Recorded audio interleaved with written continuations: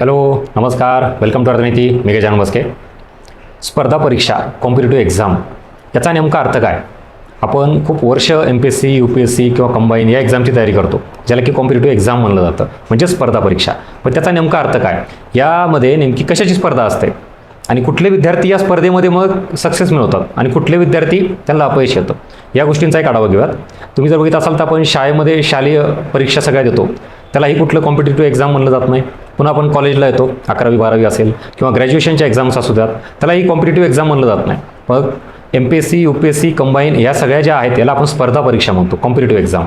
आणि मग या सगळ्या गोष्टींची तयारी आपण खूप वर्ष करतो. एक्झॅक्टली याच्यामध्ये नेमकी स्पर्धा कशाची आहे हे न समजल्यामुळे बरीच वर्ष वाया जातात. बघा आता याचा अर्थ काय, मला वाटतं त्याच्या आधी तुम्ही कधी असा अँगलनी विचार केला असेल किंवा अशा स्वरूपातील कुठला कंटेंट बघितला असेल की याचा अर्थसुद्धा नेमका काय आहे आपण समजून घेणं अपेक्षित आहे. बघा कशाची स्पर्धा आहे, तर इथं ज्याला आपण सब्जेक्ट म्हणतो किंवा परीक्षेला असणारे विषय या नॉलेजची स्पर्धा असते. आपण अभ्यास तर खूप करतो, बऱ्याच विद्यार्थ्यांना खूप नॉलेज असतं, एक्सपर्ट असतात, ते त्याला काही विचारात सांगतात, पण परीक्षेला जे गरजेचं आहे ते मात्र त्याला नीट येत नाही. त्यामुळे इथं जे परीक्षेला गरजेचे सब्जेक्ट आहेत त्याचं नॉलेज ज्या विद्यार्थ्याला आहे त्या विद्यार्थ्याची या स्पर्धेमध्ये काय म्हणतात आपण पोस्ट मिळवून बाहेर पडतो, त्याला सक्सेस मिळतं, ह्याची स्पर्धा आहे. म्हणजे आता पहिला पॉईंट तुम्हाला हे कळाला की नॉलेज घ्यायचं आहे, पण ते एक्झाम ओरिएंटेड नॉलेज घ्यायचं आहे. मग ह्या स्पर्धेमध्ये जर टिकायचं असेल तर पहिला मुद्दा तुम्हाला लक्षात घ्या, कॉम्पिटिटिव्ह एक्झाम, स्पर्धा परीक्षा, आणि या कॉम्पिटिशनमध्ये टिकायचं असेल तर कम्प्लिटली एक्झाम ओरिएंटेड स्टडी असणं अपेक्षित आहे. Second thing is that consistency, ज्याला आपण सतत अभ्यास करणं असं म्हणतो. पण यातला एक गैरसमज असा आहे विद्यार्थ्यांचा की खूप महिने खूप वर्ष कंटिन्युअस अभ्यास करणे. साहजिक आहे, काही वेळामध्ये गॅप पडतो, एखाद 2 दिवस काय आजारपणामुळे कुठल्या मेजर रिझनमुळे गॅप पडतो, तर ते सुद्धा आपण ॲक्सेप्ट करून पुढे लगेच सुरुवात केली पाहिजे. नाहीतर कन्सिस्टन्सी याचा अर्थ मेन काही महत्त्वाच्या गोष्टीसुद्धा आपण टाळतो आणि सतत अभ्यास करत राहतो. असं न करता बऱ्यापैकी सातत्य ठेवणे. आता काही विद्यार्थी काय करतात, भले मेजर रिझन नसू द्यात पण आळस, निवांतपणा, काहीतरी एंटरटेनमेंट, कुठेतरी फिरायला जाणं, या कारणाने त्याची लिंक तुटते, मग मात्र डेफिनेटली तुम्हाला अपयश येणार.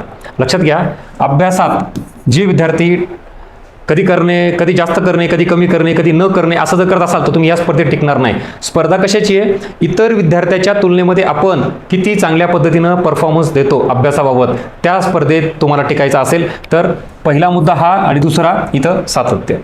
तुम्ही बघा, फर्स्ट इयर सेकंड इयरला ज्यावेळेला आपण अभ्यास करतो तेव्हा काय मिनिमम 35% क्रायटेरिया असतो समजा, तर 35 मार्क घेतले तरीही सेकंड इयरला जायचं, आणि जो विद्यार्थी 80% घेतो तोही सेकंड इयरला येतो. काय याच्यात काय प्रॉब्लेमच नाही ना.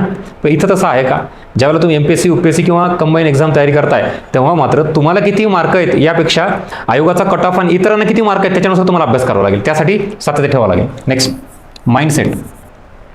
आता याच्यात या स्पर्धेत टिकायचं असेल तर जो स्ट्रॉंग माइंडसेट विद्यार्थी आहे, ज्याचा जो कणखर आहे, ज्याला व्यवस्थित अपयश पचवता येतं किंवा अनसर्टनिटी ॲक्सेप्ट करता येते किंवा अस्थिरता जी आहे ते त्याच्यासोबत डील करता येतं, अशा माइंडसेटचे विद्यार्थी या स्पर्धेमध्ये टिकतात.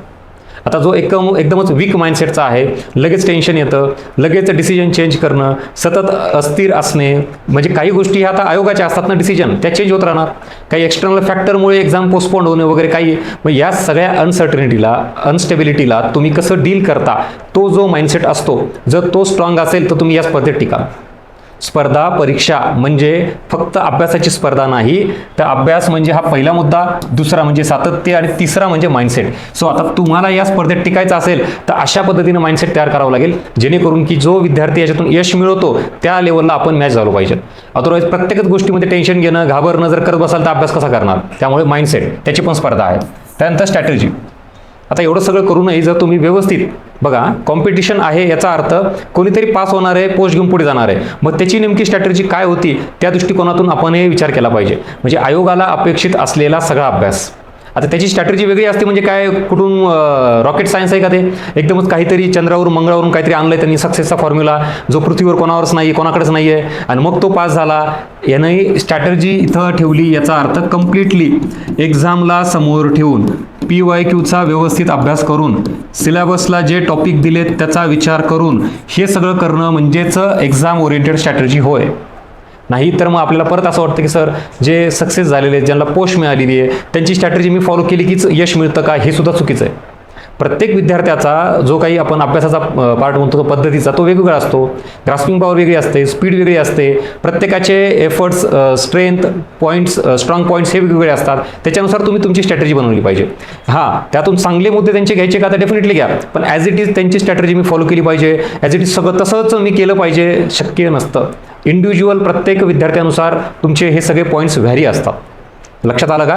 त्यामुळे इथं कॉम्पिटिशन स्ट्रॅटेजीसुद्धा आहे आणि त्यात कुठलंही असं काही गुपित नाही आहे की ही कुठून तरी स्ट्रॅटेजी मी आणली की मग मी सक्सेस होतो. तुम्हाला सरळ सरळ आयोगाच्या या सगळ्या गोष्टींच्या आधारावर प्लॅन बनवायचा आहे आणि तो प्लॅन डेफिनेटली वर्कआउट होतो. ठीक आहे. Next, speed. आता तुम्ही सगळ्या गोष्टी कराल पण ते निवांत चाललं तुमचं, आणि इतर काही विद्यार्थी आहेत ते मात्र पटकन वेगाने काम करतायत, स्पीडली सगळ्या गोष्टी कव्हर करतायत. मग इथं स्पर्धा याची पण आहे. वेळ, स्पीड. मी फक्त परीक्षेमध्ये त्या एक्झाम हॉलमधली स्पीड म्हणत नाही आहे पेपर टॅकल करण्याची. ओव्हरऑल तुम्ही एखादं वर्ष 2 वर्ष जे या फील्डला अभ्यासात देत आहे त्याच्यामध्ये सुद्धा स्पीड असणं गरजेचं आहे. आणि नेक्स्ट, लास्ट येतं डिसिजन. पटकन कुठल्या निर्णयाला तुम्ही लवकर काय म्हणतात त्याला फेवरेबल राहता किंवा सुटेबल होता लगेचच्या लगेच, हा सगळ्यात महत्त्वाचा मुद्दा आहे तो. काही विद्यार्थी उशिरा डिसिजन घेत आहेत. समजा हा निर्णय घ्यायचा आहे, मला हा सब्जेक्ट करायचा आहे, हे गायडन्स घ्यायचं आहे, ते घ्यायला उशीर करतात आणि मग उशीर झाल्यामुळे काय होतं, उशिरा चांगलं गायडन्स मिळालं की रिझल्टसुद्धा उशिरा येतो. त्यामुळे डिसिजन हा सगळ्यात महत्त्वाचा फॅक्टर आहे. म्हणजे इथं मी तुम्हाला परत आणतो, स्पर्धा परीक्षा, कॉम्पिटिशन. कशाचं कॉम्पिटिशन आहे तर या सगळ्या मुद्द्यांबाबत तुम्ही किती लवकर काम करता, डिसिजन घेता, या सगळ्या गोष्टीवर सुद्धा तुम्हाला रिझल्ट ठरतो. या स्पर्धेत टिकायचं असेल तर एवढ्या पॅरामीटरवर तुम्हाला काम करावं लागेल. आणि एक साधं उदाहरण देतो बघा. हे इथं 2 इमेजेस आहेत. इथं जर तुम्ही बघितलात या इमेजमध्ये माइंड क्लिअर आहे, म्हणजे सगळं काय डोक्यात आहे काय नाही ते हे नाही, गुंतागुंत नाही आहे. जसं की इथलची इमेज बघा, काय कळतं आपल्याला, कन्फ्यूज, निवांत, स्लो, काय स्ट्रॅटेजी क्लिअर नाही आहे, काय करायचं पुढं माहीत नाही, प्री करायचं का मेस करायचा, कुठला सब्जेक्ट करायचा, स्ट्रॅटेजी काय असली पाहिजे, नथिंग. आणि मग कसा रिझल्ट येईल. आणि कॉम्पिटिशन, स्पर्धा परीक्षा म्हणजे दुसरं तिसरं काही नाही. तुम्हाला या सगळ्यांच्या व्यतिरिक्त तुमची क्लॅरिटी, तुमचा रोडमॅप, स्ट्रॅटेजी, त्यात डिसिजन, हे जेवढे ॲज अर्ली ॲज पॉसिबल तुम्ही घ्याल तेवढं इतरांच्या तुलनेमध्ये पुढे जाल. आणि यालाच आपण स्पर्धा परीक्षा म्हणतो. रिझल्ट काय येत नाही त्याचं कारण हे पण आहे. म्हणजे मला वाटतं हा कदाचित एकदम वेगळाच व्हिडिओ असेल तुमच्या बघण्यात आलेला की सर हे काय प्रकारे नेमका. लक्षात आलं का? आपण सब्जेक्टबद्दल, प्लॅनिंग, स्ट्रॅटेजीबद्दल खूप लेक्चर्स ऐकतो, पण एक्झॅक्टली स्पर्धा परीक्षा काय, कॉम्पिटेटिव्ह एक्झाम म्हणजे काय, आणि या कॉम्पिटिशनमध्ये कोण टिकतं, आणि मुळात हे कॉम्पिटिशन कशाचं आहे, या सगळ्या प्रश्नांची उत्तरं मिळाली का. आणि हा कंटेंट कसा वाटला, व्हिडिओ आवडला असेल तर लाईक करा, तुमचे फीडबॅक मेन्शन करा, यूट्यूब चॅनल सबस्क्राईब करा. कारण ह्या अशा सगळ्या वेगवेगळ्या गोष्टी तुमच्यापर्यंत मी घेऊन येतोय. अभ्यासाच्याही पलीकडं हे सुद्धा कुठल्या पुस्तकात पाहायला मिळत नाही. बघा ना, हे जे मुद्दे काढलेत ना, हे इथलचे, हे म्हणजे तुमचं काय सगळं जे आत्तापर्यंत तुम्ही कदाचित मिसिंग केलेलं असेल ते तुमच्या समोर आणून ठेवलेलं मी. स्पर्धा नेमकी कशाची आहे तर एवढ्या n नंबर ऑफ गोष्टीची स्पर्धा आहे. एवढे वेगवेगळे पॅरामीटर्स तुम्हाला स्वतःमध्ये डेव्हलप करावे लागतील इतरांच्या तुलनेत, आणि ह्याला तर स्पर्धा म्हणायचं. कॉम्पिटिशनमध्ये उदाहरणार्थ तुम्हाला बघा, इथं साधं उदाहरण देतो. 100 विद्यार्थी आहेत फॉर एक्झाम्पल. आता आयोगाच्या जागा 10च आहेत एक्झाम्पल. ह्याचा अर्थ 90 विद्यार्थी फेल होणार आहेत. बघा, मी या व्हिडिओचा जो मेन सब्जेक्ट आहे स्पर्धा म्हणजे नेमकी कशाची स्पर्धा हे सांगण्याचं माझं काय कारण आहे. एवढे विद्यार्थी हजारो लाखो फॉर्म भरत आहेत. इथं उदाहरण आपण 100 विद्यार्थ्यांचं घेतलं, यापैकी 10 आयोगाने जागा काढल्यात तर 10 सिलेक्ट होणार ना, फक्त 10 जणांना पोस्ट मिळणार. याचा अर्थ हे 90 जण अपयशी ठरणार आहेत. सो का बरं? कारण ॲज कम्पेअर टू या 10 विद्यार्थ्यांच्या तुलनेमध्ये ही कुठल्या तरी पॅरामीटरला कमी पडलेले आहेत. एकतर स्ट्रॅटेजीला, स्पीडला, किंवा डिसिजन उशिरा घेतलं, किंवा माइंडसेट स्ट्रॉंग नाही आहे. काही विद्यार्थी अभ्यास खूप करतात पण तिथं एक्झाम हॉलमध्ये त्यांना टेन्शन हँडल होत नाही आहे, प्रेशर हँडल होत नाही आहे, निगेटिव्हिटी येते, टेन्शन आले की मग उत्तर चुकतात, हात थरथर कापतो. मग हे सगळं जे ना झालं ना, मग विषय काय, कॉम्पिटिशन समजून घ्या. तुम्हाला पास होणाऱ्या विद्यार्थ्यामध्ये जायचं असेल तर तुमच्यात काय काय बदल करणं अपेक्षित आहे लिहून काढा. मी तरी हे एवढेच पॉईंट काढलेत. तुम्हाला अजून काय काय सुचतं, तुम्हाला जाणवलं किंवा तुम्हाला माहिती आहे, या सगळ्या गोष्टी नोट डाऊन करून घ्या. लक्षात घ्या, हा एक व्हिडिओ तुम्हाला इतरांच्या तुलनेत पुढे नेण्यास मदत करतो. कॉम्पिटिशन कशाचं आहे हे कोणालाच माहिती नाही आणि आपण फक्त अभ्यासावर फोकस करतो. बघा ना, तुम्ही जे सब्जेक्ट, नॉलेज, कंटेंट, कन्सेप्ट जे म्हणता ना, तो फक्त एक पार्ट आहे एवढा, संपलं. आणि ते बियॉन्ड दॅट त्याच्या पलीकडे कितीतरी पॅरामीटर आहेत. मी या कॉम्पिटिशनमध्ये इथं तुम्हाला जर यायचं असेल ना, हे 90च्या ऐवजी 10 विद्यार्थ्यांमध्ये यायचं असेल तर काय करायचं याचं उत्तर शोधा. कॉम्पिटिशनमध्ये आपल्याला आयोगाने जेवढ्या जागा काढल्यात त्यात नंबर आपला लावायचा असेल तर काय करावं लागेल ॲज कम्पेअर टू अदर, इतरांच्या तुलनेत. याचा अर्थ दुसऱ्यांना कमी लेखणं, दोष देणं हा मुद्दा नाही. माझा असा मुद्दा आहे की जे पोस्ट मिळवणारे विद्यार्थी आहेत ते नेमकं काय करतात, किंवा आयोगाला अपेक्षित काय आहे की मी म्हणजे हे 10च का निवडू, आयोगाने ह्या 10 जणांनाच का सिलेक्ट केलं, कारण ते आयोगाच्या सगळ्या पॅरामीटरमध्ये मॅच झालेले आहेत. कुठल्या? कन्सेप्च्युअल क्लॅरिटी, फॅक्च्युअल डेटा, तुम्ही त्या एका तासाच्या हॉलमध्ये प्रेशरमध्ये कसं डील करताय, तुमचा सगळा आवाका कसा आहे, क्वेश्चन पॅटर्नला कसा डील केला, आधीच्या PYQ वरून तुम्ही काय स्ट्रॅटेजी ठरवली, सगळ्या गोष्टीला ते कुठेतरी मॅच झालेत आणि म्हणून आयोगाने त्यांना सिलेक्ट केलं. याचा अर्थ ह्यांचा अभ्यास कमी आहे असा होत नाही. आय रिपीट, हे 90 विद्यार्थी पूर्णतः चुकीचे आहेत, ह्यांचा अभ्यास काहीच नाही, 0 आहे असं अजिबात नाही. याचा अर्थ काय, ते कुठल्या ना कुठल्या एका फॅक्टरमध्ये कमी पडलेले.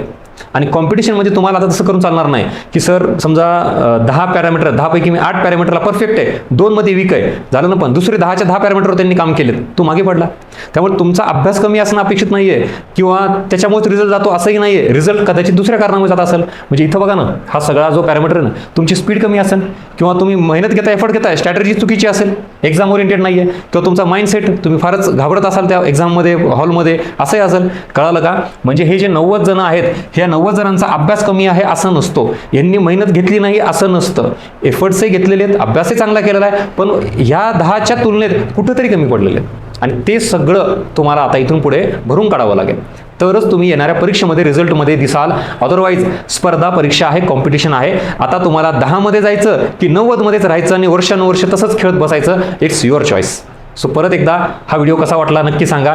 एक नवीन अँगल ओपन झाला का या कॉम्पिटिटिव्ह फील्डमध्ये? कितीतरी वर्ष झाला आपण अभ्यास करत असू, पण हा अप्रोच कधी आपल्या समोर आला नसेल. म्हणून अर्थनीती पॅटर्नला फॉलो करा. तुम्हाला अभ्यासाच्या पलीकडे ज्या ज्या गोष्टी आहेत मी तुमच्या समोर घेऊन येणार आहे. मला ऑफिसमध्ये जे विद्यार्थी भेटतात ना, त्या सगळ्यामध्ये काही कॉमन पॉईंट जाणवला. अभ्यास एफर्ट्स सगळ्यांचे आहेत, पण मग हे अशा काही मिसिंग लिंक आहेत ना, आपण त्या जोडणं अपेक्षित आहे आणि मी ते तुमच्या समोर घेऊन येतोय. आता सगळेजण पुण्यात असतात, भेटायला येतात असं नाहीये. महाराष्ट्रातले बरेच विद्यार्थी जे मला फॉलो करतात त्यांच्यापर्यंत पोहोचण्याचा प्रयत्न करतोय. आणि तुमच्याही सर्कलमध्ये जे कोणी अजून असतील त्यांना आवर्जून आपले लेक्चर शेअर करत चला. चांगल्या गोष्टी दिल्याने आपलंही चांगलं होतं आणि चांगल्याच गोष्टी सगळ्या वाढत असतात. म्हणजेच नको तो कंटेंट इरिलेव्हंट आपण शेअर करत असतो मित्रांना. चांगल्या गोष्टी आवर्जून शेअर करा आणि तुमची फीडबॅक मेन्शन करा. सो भेटूया परत एका नवीन विषयासह पुढच्या व्हिडिओमध्ये. Thank you so much.